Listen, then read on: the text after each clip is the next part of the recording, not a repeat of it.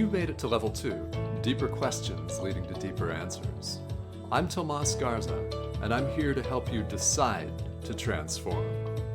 I'll be setting the pace for the process to support your unfolding.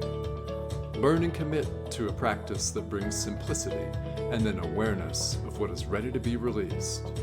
Join me now and allow the experience of a deeper sense of love.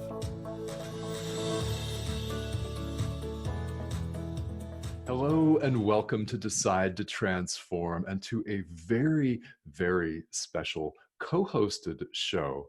Our guest today is Jocelyn Bellows. Jocelyn is one of the authors of the compilation Breakdown to Wake Up. And in fact, she is behind the entire project as the lead author.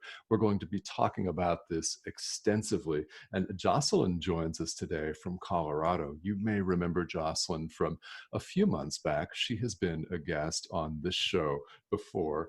And my co-host is my very, very good friend and business partner, Lisa Berry. So let's introduce Jocelyn first. You guys are in store for a phenomenal conversation here today. Jocelyn Bellows is a Breakdown to Wake Up coach, author, podcast host, and motivational speaker. In the wake of the ending of her marriage in 2017, she began a journey of self-discovery, investing in learning and expanding on understanding why she was the way she was and took actions the way she did. During this intentional journey, she uncovered the truth of who she is and her continually evolving life's purpose. Jocelyn works with men and women, allowing them to discover their deepest and truest selves. Together, they uncover the layers of stories and mistruths that each of us have told ourselves, getting to the roots and rewriting the story. By understanding those base layers and removing the weeds, one then gets to create room to plant a new storyline that nourishes the soul and allows us to live a life of purpose. As the host of Leap, Jocelyn interviews life coaches from around the world about their own leap of faith in creating a life of purpose and fulfillment. Jocelyn currently resides in Colorado with her son. And my co-host, Lisa Berry, is my very good friend and business partner. Lisa is the host of Light on Living, an internet radio show on Om Times Radio, and co-hosts along with spiritual teacher G.P. Walsh, The Flow of Enlightenment, also on Om Times. And together with Lisa, we are podcast and media producers, show hosts, and we love doing what we're doing right now, and that is giving space to people like Jocelyn to tell their story. Lisa, welcome. It's a pleasure to be here with you. Jocelyn, welcome to Decide to Transform. Yay. Thank you both. Oh, go ahead, Lisa. Welcome, Jocelyn. Oh, we are so happy to have you here. I'm going to kick it off with a question and get you to rolling. Awesome. Let's do it. Let's do it. I was listening to that intro, and I love, Tomasa, you said about Jocelyn started on the self-discovery. And I thought, oh my gosh, I must ask you, Jocelyn, when we begin the self-discovery, we're inquiring, we're asking, who am I? But I want to find out, did you start with, okay, who the heck am I? Or did you start with, who the heck am I not? And what is not nourishing me? Actually, I started with neither and both, I think. And I say that because it really felt as if by accident. And this is well before I understood anything about awakening or spirituality or energy or any of these terminologies that woo-woo, like none of that was not vocabulary that I even understood. Mm-hmm. It really began, and it was alluded to in the bio, is, I moved to Colorado with my then husband and young son. And the intention of the move was to start over. We had left a town that I know I never felt like home. And in doing so, I walked away from a pretty significant career. We owned a business. We had a young child. And so financially, very successful, doing really well on the outside. And on the inside, I was dying. And I had recognized that in the first several months of being here, my spouse was traveling back east frequently to run our business. We'd still kept it operating for about 6 months. And what I recognized is every time he left, I could breathe. And every Yeah. time he returned, I was like walking on eggshells. And that was some of the first recognitions, right? Now, obviously, I had seen things before that, but that really struck a chord for me. It's like, what's that about? And when I finally kind of put those pieces together and recognized, oh, I'm miserable. You know, externally, I have all the checklist, but inside, I'm miserable. And I made that decision that I had to leave, and for a lot of reasons. And in doing that, that was when I decided to stop drinking. I gave up drinking. I changed my diet. I was detoxifying my life. So to answer your question, Lisa, what was I seeking, or who I was and who I wasn't? It was both and nothing, because I removed the titles of who I thought I was, because I defined myself by my external successes, right? By being a parent, by being a spouse, by being an employee, by being an employer. And all those things were gone. And I was like, well, now what? Now who am I? So maybe it was who am I versus who am I not? And I didn't know anyone here in Colorado. We had just moved here. So I had a lot of space. I had a lot of space. Mm-hmm. I hired my first coach, and that was, of course, by universal, like, divine timing and alignment, that this person showed up in my world, as I still call him my healer. And it was in those first few months of working with him, removing all those anchors that were so unhealthy around how I define myself in relationship, both romantic and partnership, defining relationship with myself, because I don't feel like I really had one. I'm sure I did, but I think I was like swinging from branch to branch, and not really spending time really deep within. Okay. I just that thing about not spending time deep within. That's a tricky one, because we can get so many titles, and I love that you said an anchor to different relationships. That the day happens, you go to bed, then you sleep, you wake up, you do it again, and you're anchored to it, and you never find out, and you never get to go deep. So this was something that was a blessing to move to Colorado and have all that space. Go ahead, finish. Well, and I just wanted to ask, when you did find your coach, did you go like online and just look for them anywhere? Was it a one-on-one in-person face-to-face coach? This is okay. I'll try to tell this story quickly. Take your time. That's like a good one. Yeah. It's kind of fun. Well, it's funny. So, good. and for the audience too, I don't know if you will be interviewing all of the authors. He's actually a fellow author in this compilation. So my coach, I had early in my separation process. We weren't quite divorced yet. I had signed up to be in an exclusive dating site. It wasn't like a Match.com. It was you had to pay, a significant fee to be a part of a very closed group. And so I had done that. And in the process of signing up, the people at the location, because it was actually a physical location, you had to go to get your photos done and all this stuff. One of the girls said, "Oh, look at this person. This person might be a good match for you." And I was pretty devastated when they gave me the names of the people. So I didn't, she gave me the name and she showed me the pictures, but I really honestly didn't even look. I just remembered the name. I just remember the first name. So like a couple of days later, I get on the site, I Google that first name because that's all I had.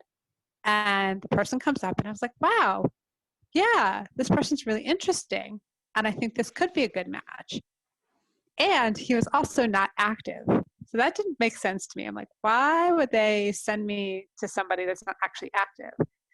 Well, it turned out that was not the person that they wanted me to connect with. It was a totally different person with the same name.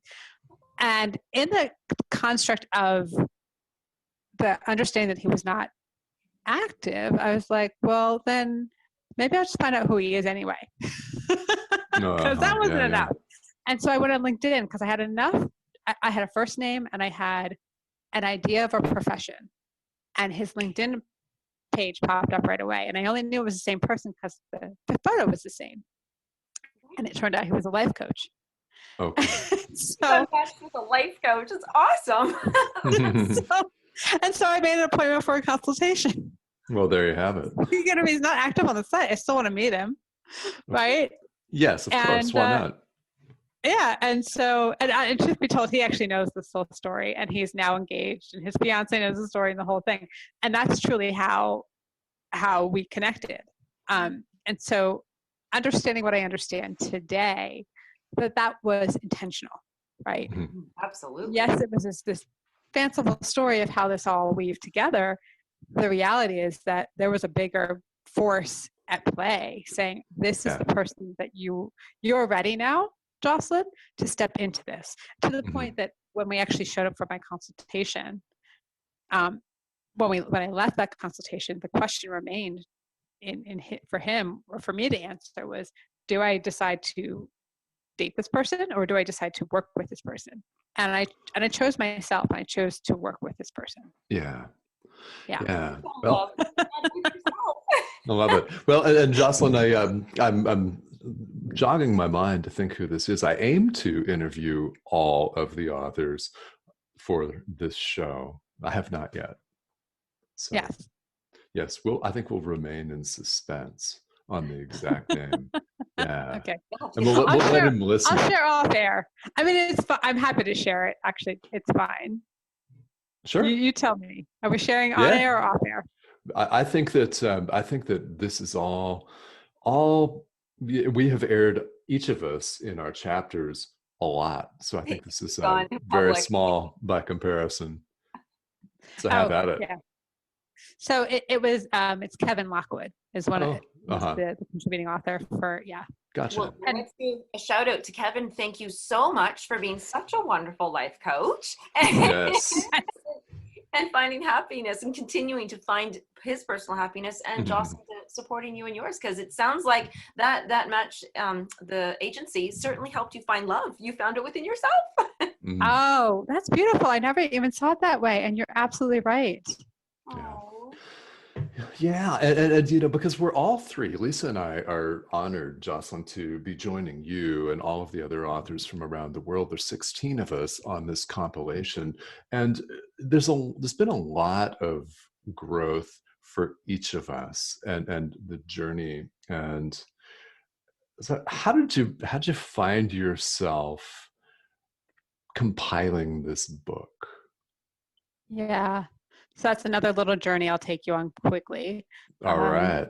So I know you've already interviewed with Dawn Bates, who is also the publisher behind this whole project. So Dawn and I had connected through the world of podcasting, through, I think, it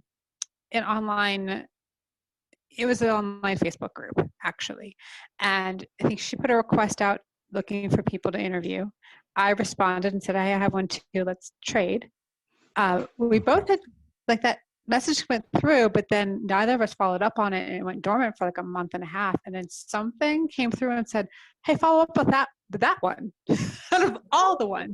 And so I did, and it resulted in us having a conversation. And in that first conversation, actually, it was as if I was being channeled. Right, I was just a vessel in which information was coming through. In that very first conversation, we still, to this day, by the way, have not talked about our podcast. What I did develop in that call was a panel series around the breakup to wake up theme. And I asked if she'd be interested in being a guest on a panel that I was literally developing in my mind as I was talking the words out into the world. Right. The very next week, I'd reached out to her again to confirm on what I wanted to call it. And she just, she stood in that space and said, yes, I think that's exactly, you're right on point. And she blankly looked at me and said, this is your book, right? And I just looked at her and I was like, well, number one, we've never talked about a book. Number two, how the heck did you know that I wanted to write a book? And I also couldn't deny it. And I just looked at her and I said, you're right. This is my book. I also said, fuck you. That was the first of many to come. And without the wine. No. yeah, we'll have more of those. We had a lot of those during this journey. Out of love, absolutely. And really, it was in that moment that there was that lightning bolt. So I'd already felt this channeling, but this was the lightning bolt, and said, "Oh my gosh, I've been talking about wanting to do a compilation book for over a year and a half now. I have a podcast called Leap, and the initial thought around it was to highlight stories of guests that were coming on the show and their leaps of faith of starting their businesses. And everyone that's been on the show are life coaches and healers. And it's really often been about their own spiritual awakenings, like what prompted them or what moved them to make a significant change in their life. And my whole brand is around the breakdown to wake up. And I thought, oh my gosh, yes, this is it. This was the piece that I just didn't quite, the puzzle piece I didn't quite have put in place. And so when Dawn just really served it in front of me and said, this is your thing. And I was like, shoot, yeah, this is it. And at that point it was a wildfire. It was like, there was nothing that was going to stop me from bringing it into life, because I knew and this is what the keystone is the reason that I began coaching and the reason that I produced the show, the reason that I produced the panel series, the theme was always in line. And it's been because of the journey that I have been through and I'm continuing to go through. In the very early days, when I decided that my marriage was ending and I needed to leave, I felt so alone. And there were people there propping me up and saying, we're here and you've got this. And it was through seeing myself in their journeys that I could see myself in my own. And knowing that I was going to see the light again when I was just walking into this darkness. And I've always been a leader in my own right, just through my careers and just how I've shown up in the world. And I said, this is it. I know that my journey has purpose, and this is it. And by bringing forward and calling forward others to do the same, the amount of healing that gets to be had through this is just, words can't describe that passion. It's just, I didn't know how or what it was going to look like, and I just knew it was going to happen. I just knew it was going to happen, and then I did my best to get out of my own way. I didn't do that 100% of the time, and I know we'll talk more about that journey. I just knew that this was the time. Okay. There's so many things in there, my gosh, which I love. I have to highlight what I love is that your podcast, your business, your company name is Leap, which I fell in love with right from the beginning. But what you said also a couple times in what I'm hearing is you get these undeniable nudges. They're nudges like, should I go over here, sniff over there? Should I contact this person? And it's an undeniable. It's like you get this nudge and you can't deny it. You have to make contact with that person, with that project. And when I was hearing you talk about the nudges to go that way, and then you mentioned it was like a bolt and then a wildfire. You couldn't stop it. You couldn't slow it down. And then to take all that, everybody would think, oh, wow, this is like smooth sailing. She's here and nudging. She's going on her way. But then you mentioned there's so much healing. And I would love, and I hate that I'm doing this because I'm usually not the one that asks about the pain, but was the pain already there and you were uncovering it, or was it creating pain as you were going through the process? Both. Yo, I'm asking both questions today. Both. Yeah. Both. It's in both, because so a little background. In 2019, I was in a relationship, and it was probably to this point probably the most amazing relationship I've ever been in, and it ended in November of 2019. And so most of this year, most of 2020, and I don't know if this is going to air in 2020 or 2021, doesn't really matter, but most of 2020, I've really been in my shadow. And so there has been a lot of pain. I wasn't releasing what I needed to release. I wasn't allowing myself to just be. I was in my head a lot, not in my body. Mm-hmm. And so Yeah. there was like punishment of, why did the relationship fail? Why did it end? What did I do? How did I show up? All of the things, right? So there was a lot of pain in that. And I kept thinking I was ready to move on, or I was ready and I was moving on. And I remember because I live in and among the world of amazing healers, I had one woman who I was interviewing for my show says to me, I forget, she was a seer of some sort. She said, I just saw the wings of a blue angel finally open. She's been protecting your heart for all these months. And she's just now allowing you to open up. Okay. And that was a clear sign for me. And I didn't ask for a reading. She just offered it. She's like, I just saw this and I want to share with you. Okay. Got it. So yeah, the pain was already there because I was holding on to it. There's been uncoverings and unlayerings throughout this process of new pieces. Mm-hmm. And I say pain and promise because, and I posted this just recently on Facebook, as we're getting, the book is now out and out in the world. However, in the days leading up to the full release, really had been, even more so than throughout the whole process, is stepping into my leadership. Yeah. It was so interesting because as we were getting ready to go live with this, Dawn and I have been in, because not only did she write contribute a chapter, she's the publisher behind this. Right. And she's been my coach through this process, through the authoring process.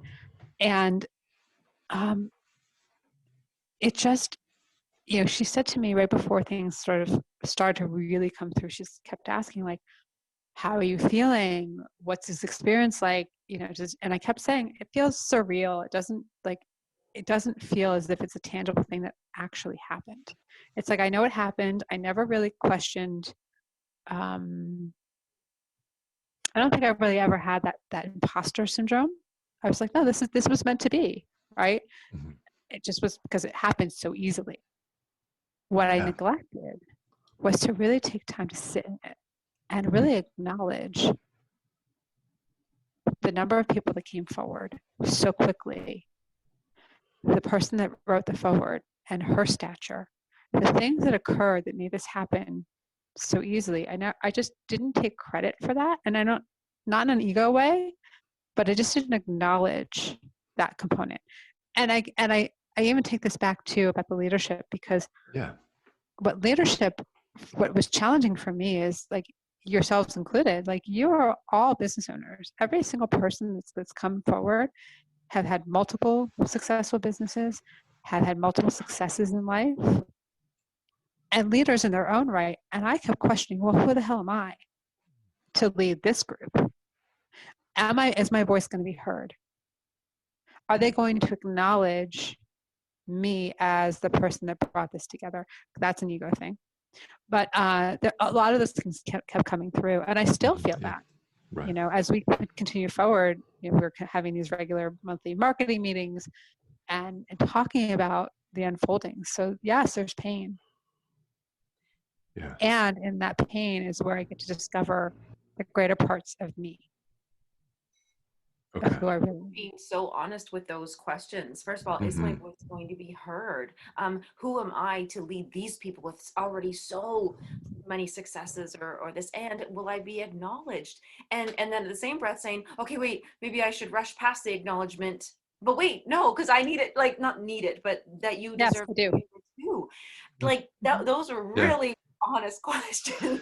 Yeah, I love that. And I love also that, Jocelyn, that you said, okay, the pain's allowing you to discover the greater parts of you. Would you say a little bit more about that? Yeah, that one's a really tough one. And it's a really tough one because I'm in it right now. Yeah. Yeah. So I'll go there. So we were talking before we went live.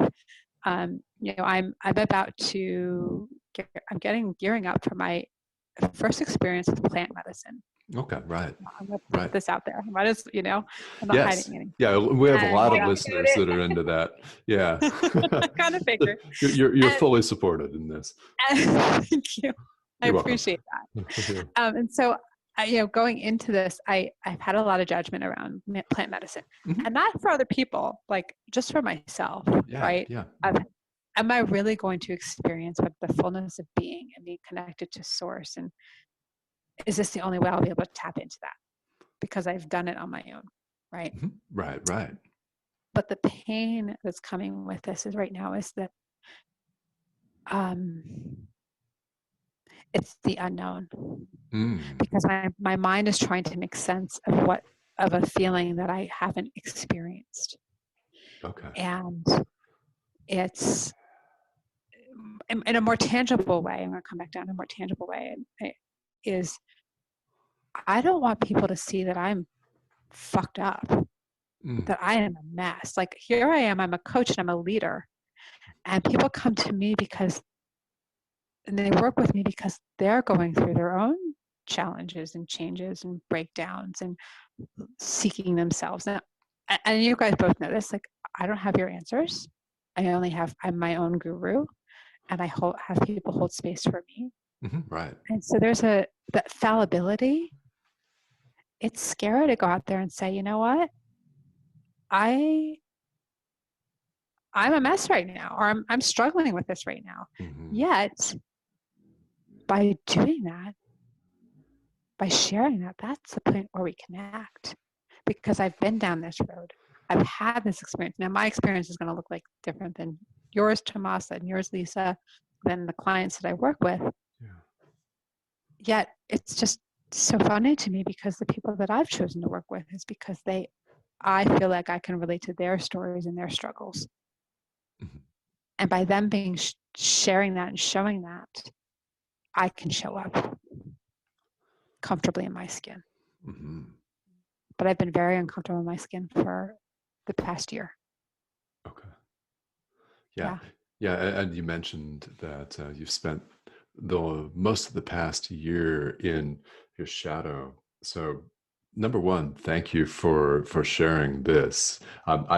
You're very well held by everybody listening to this show, a number of whom have done exactly what you're doing this evening in one form or another. And I really love the piece about sharing the fallibility is how we connect. This is why Lisa and I are podcast hosts, Jocelyn. That's why you're a podcast host and a coach, right? So we can share these experiences. What I love the most is when you said, when you share, well, this is what I got from it anyways, when you said it word for word, but when anybody shares, it does allow others to show up. And how fun is it to show up? Like it kind of, maybe there's somebody out there right now who has all this love and support inside them, but everybody's perfect. They're all there. So they can't show up for them. So when finally somebody comes out and says, I need help, I'm cut, I'm hurt, I need this, then the people who are just waiting to run over to them and just either hug them and hold them or give them words of some wisdom or help them along their journey. It's just such I'm going to say it wrong, but reciprocity. I'm going to go for a big word here. Yeah. Of love and kindness and healing. And I think that just the courage that you have, Jocelyn, to just say, I can hold space for you and you and you here. And then I'm going to go over here and still be me. And I'm going to ask to be held as well. And we just show up differently, and we can play all those roles because that's what we are here for, to do in our journey. Agreed. Absolutely. Yeah, I was going to ask about, because first of all, wow, you did this whilst in a recovery of a relationship thing. That was probably a lot of other stories kind of filtering in and through and helping you to see yourself where's that, like that 10-way mirror, you can see all these things being reflected back at you so differently. When you were compiling, do you think that where you were influenced which chapters or people you accepted in the book, or did you have a theme for that book of breakup and were kind of like looking for it? So I'm going to answer this kind of precariously. So the theme, the breakdown to wake up, initially was just going to be around relationship because that, around romantic relationship because that was mine. And very quickly recognized that, oh, that's not it, right? That's mine. And there are so many different ways in which people go through these challenges in life, right? And to be able to speak to a more universal market, because this really is a universal market, and it doesn't have borders or boundaries to location or class, or if you're a man or a woman or race. We've all, it's being human, period. Right. Right. So when I opened that up, I was open to whatever showed up. I gave some ideas I had some ideas of what I'd like to see, or not even that. I want to change that. I put some bullet points in the world and said, okay, these would be kind of interesting concepts to have touched upon. And I think I did two things. These were the only two things I did to recruit people. And when I say recruit, that's not even the right word. Having built these panel series, I had a few men that were going to be involved. And so I pitched it to them first. Then I pitched it to the women that were involved in the panels, thinking, okay, that might just be everybody. And that was just the beginning. I put one post on social media, one. So this is what I think I'm going to do. Who's in? 15 authors. And it was like a flood. It was authors recruiting other authors, people who knew other people who were ready to tell their story, who are sitting at the precipice looking. They were looking for an outlet to share. And it was this opportunity that I presented, the platform that I presented said, this is it. This is the right marriage and the right match. And what I found more interesting, so at the end, when we did the final call for the 15 authors, days before the money was all due in, because we all had a buy-in for this,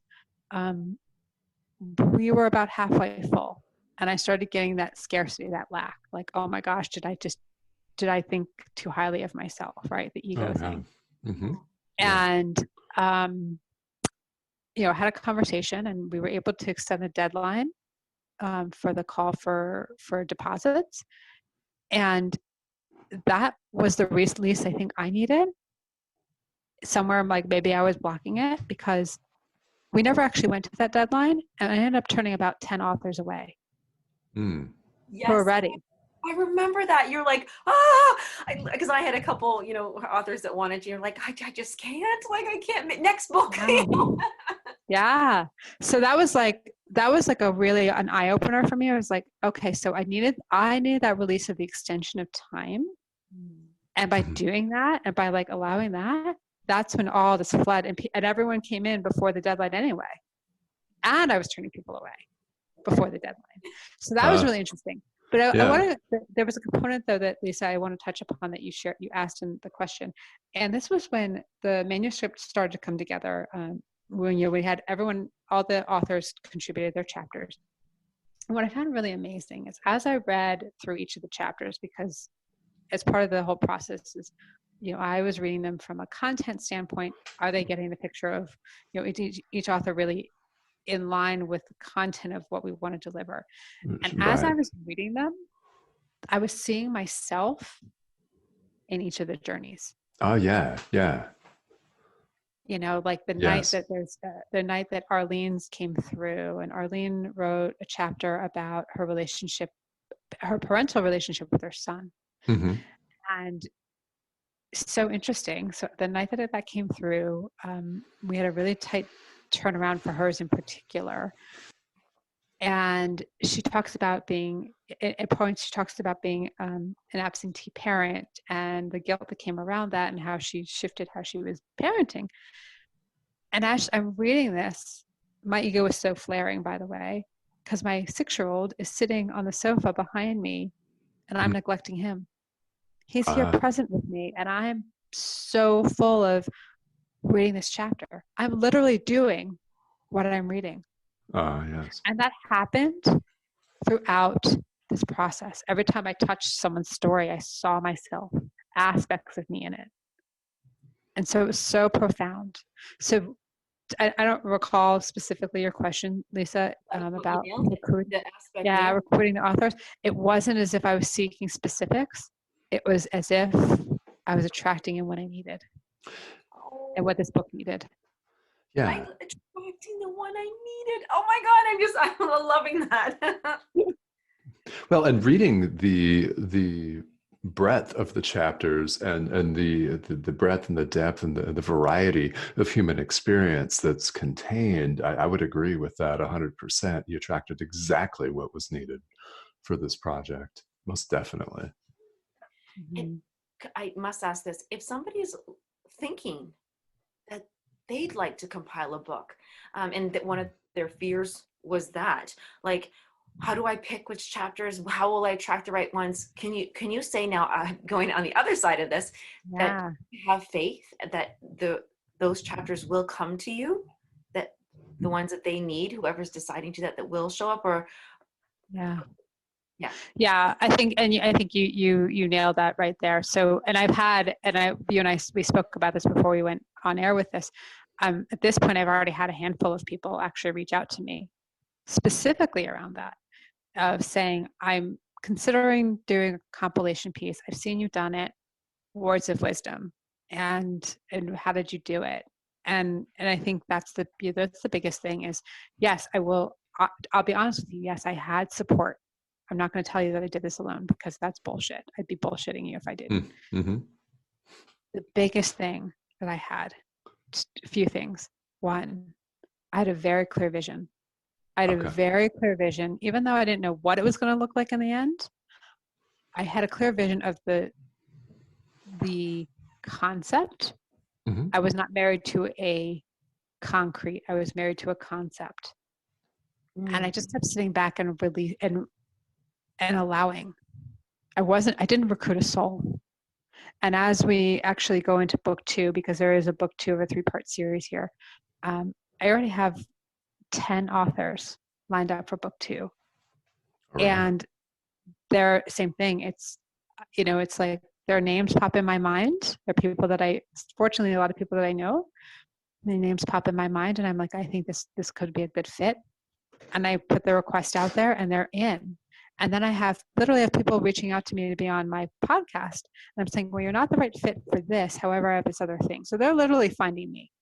And I'm not even putting a call into the world physically. I'm just I am spiritually, I am energetically, and they're finding me.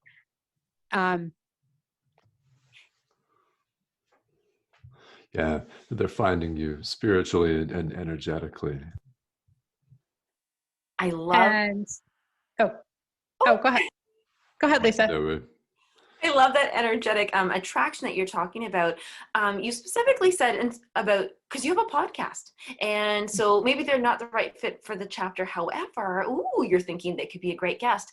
If somebody, like the two people who have already come to you, do they have a podcast? Maybe they do, maybe they don't. Is it still possible to be an awesome compiler if they don't have a podcast? Yeah, of course. Absolutely. Mm-hmm. That, for me, yes, that happens to be an outlet. I particularly love the medium of podcasting. That's mine. That absolutely does not restrict you to being able to be able to get out there and create something for yourself. I think really the piece that is most profound is having a clarity as to your driving force. What is your purpose? Because your purpose will attract your people, period. So one of the women that has reached out to me, she's currently in process of writing her first compilation piece. And it's, and I'm going to get this sort of askew, but she's writing about women in bodybuilding and weightlifting and the misconceptions that come with that. Oh, yeah. And so this is a passion of hers. This is what she does as a hobby. And she recognized that there were stories, because there's so many women that either won't do it or they deny that component of themselves. And they say, well, because I do this, I can't have X. And she's like, there's so much healing that needs to be in that. Just do it. And you know what? They're coming. Her authors are coming forward in the same way, because she doesn't have a show. She has the passion, she has a hobby, and she's entrenched in the community. Yes. And there's another who is going to be writing about survival stories of suicide, right? Also doesn't have a podcast, Wow. isn't a social media maven, just happens to say, okay, I survived multiple attempts. I'm out here and it's time for me to share my journey. And I think others need to as well. That's it. Yeah. Yeah, I think that as many compilations as you decide to do, I think that you'll find a lot of people you'll end up having to turn away, people on every single one, I'm sure. Mm-hmm. Yes. The good fortune. I'm grateful for that. Yeah. And then I think it also signifies how strong this subject is, right? Yes. To be able to turn people away, and I don't even like saying that word. I want to find a better way to say it. Like the fact that I have people knocking on my door and saying, I want to be a part of this, tells me that there's an audience, that this is a movement. This is impactful. And that, yes, I'm fortunate that I'm healing from it. I know that every single one of the authors that came forward, yourselves included, have all shared with me publicly and privately the shifts that you've seen within yourselves. And it's so much larger. It's a ripple effect. Yeah. Yeah, it is. And I think everybody that wrote a chapter had a cathartic experience. I certainly did. Mm-hmm. Yeah, I think it just goes along with that. There's a huge healing component. Mm-hmm. And yes. Jocelyn, actually interesting. What comes from sharing and writing, even just a chapter, is for me, it was an experience to write it and do everything. But honestly, you know what? I had an interview on the chapter today with one of the other authors, Stefan Neff. And it was in that moment of talking about it that a lot more, like bigger stuff came up, and I went, oh my God, no, what? Like there's more. So my question on that, I'm piggybacking on that, is right now you shared with us that you're going to go on to another healing journey with plant medicine and love you. Is this in preparation for building up to get the strength to do another one? Or is there any prep work? I guess that's where I'm going. Is there any prep work that a compiler, an author, a person should do, could do, needs to do? Had strength to do it. Can they get ready for it? Oh man, that really do need to step into leadership at that one, because it's really, I think ideally, this is the thing I'd actually say, is listen to your intuition. You have that answer. That I don't know that I can answer that for somebody else. Yes, I could put this, the how-tos. Ideally, yes, I think just go in with your eyes wide open and recognize, if anything, that what you thought it's going to be, it's going to look a whole lot fucking different. And I'm going to take a side step for a moment though on that, because this just came through. Okay, here's my intuitive hit. So I'm going to share it right out. In my 20s, I worked in Manhattan as a meeting planner. Oh. And it was a passion. First, it was a passion project. And I went after it just because I was excited to explore that as a profession. And in my the very first meeting I went to, by the way, I wasn't even I wasn't scheduled to actually be live on the meeting at the meeting event, because they didn't have scheduled budget for me. Mm-hmm. And at the last minute they said, oh, we have a room for you and we need you on site. Awesome. So I went to this meeting, and the first day I was at registration side by side with Myra Kraft, who was she's since passed, but she and her husband were the former or current owners of the New England Patriots. Yeah. Mm-hmm. Yeah, so I didn't know who she was. She was just another woman behind registration until her husband came to collect her, because they had some big awards dinner that they had to go off to do in their honor, because they were like the primary benefactor. So she was a big deal. And then I had a private audience with the Prime Minister of Israel. Oh. And that first couple of days of ever being an official event planner. And again, I was following my passion. It wasn't following the dollars. I was following what felt aligned for my heart. So that was really awesome. Those are beautiful experiences. So those are things I'd say, like with your intuition, follow those things and notice what's showing up around you.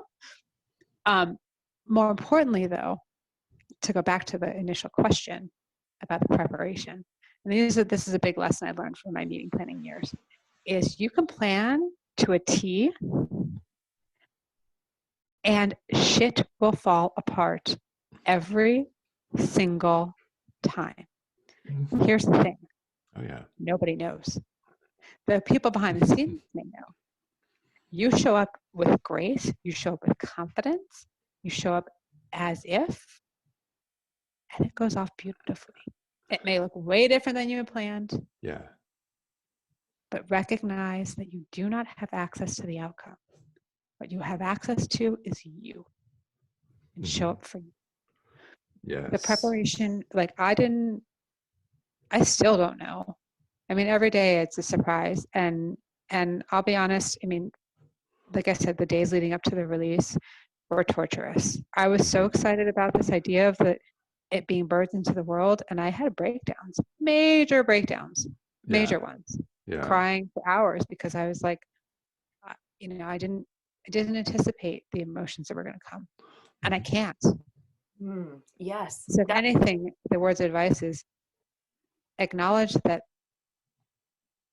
things are going to show up, and you stay with it in the moment, and honor it, honor all of it. I love that. Eyes wide open, shit's going to fall, and honor it. Yeah. And no matter how much you plan, things aren't going to go exactly the way you've planned, or at all the way you've planned. Yes, I love it. Yeah. Jocelyn, Tomas has a thing. I'm gonna out you right here. Do it. It's fun. Tomas always says, everything that I've ever planned doesn't happen, and then everything I haven't planned happens, and I love it. Yes, that's true. Yes. It's funny. I feel like I had this conversation not that long ago with someone. I asked a question around that, and I had to answer it for myself. And I said, over my lifetime, I'm going to step away from the book for a moment. But just in life, right? The days that we have, the days that are the most amazing, are those the days that you plan to a T, or are those the days that, like you said, Tomas, the things just show up, and you're just like, wow, what an incredible opportunity. Yeah. Yeah, it's never the planned things. Lisa's absolutely 100% correct. If I try to plan something out, it doesn't work. I had to learn that the hard way, of course.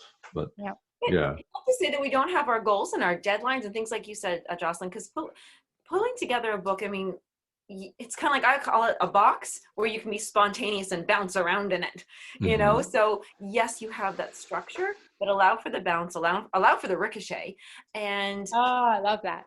And invite yourself to explore what's going on under these things. And I know we're almost full circle, because I'm going back to your beginning where you had all these external titles and relationships, and even where you lived, and you, when that all fell away, like you let it drop, you took that time to go deep. And this is where somebody, who's listening, a book may come out of you, a podcast may come out of you, a life coaching relationship may come out of you, or the love of your life. It could be any of these, but to be step into it with knowing yourself, who you really are. Dream big. It's really poignant that you have access to you, so show up for you. And that's a really important point, I think, as well. And Jocelyn, so Breakdown to Wake Up, Journey Beyond the Now is out now in ebook and paperback. And Jocelyn, we've talked about your coaching practice and some of the work that you do. Now, if somebody would like to get a hold of you for that, or to become a chapter contributor in a compilation, or to talk about becoming a compiler themselves, how would people reach you? Yeah, few ways. Number one, I do most of my communication via Facebook. So I can be found on Facebook at facebook.com/Jocelyn jocelyn.bellows24. And that will be a great resource to get a hold of me, ask me questions. That's where I do most of my communication. Great. I am on LinkedIn as well under Jocelyn Bellows, though I do far less there. Instagram, my Instagram handle is What's Your Leap. That's also where you can find. That's also the handle for the podcast, and my podcast can be found anywhere you can find podcasts.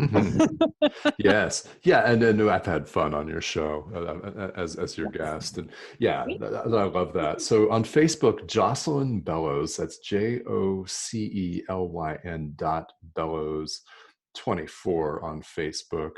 Jocelyn, you're on LinkedIn, and your Instagram handle, What's Your Leap? That's also the title of your podcast. Oh, all right. Yes. Correct. Well, before we wrap up, Jocelyn, Lisa and I've had a great time. We've been looking forward to this conversation and going deeper on your journey. And we really thank you for joining us here on the show today.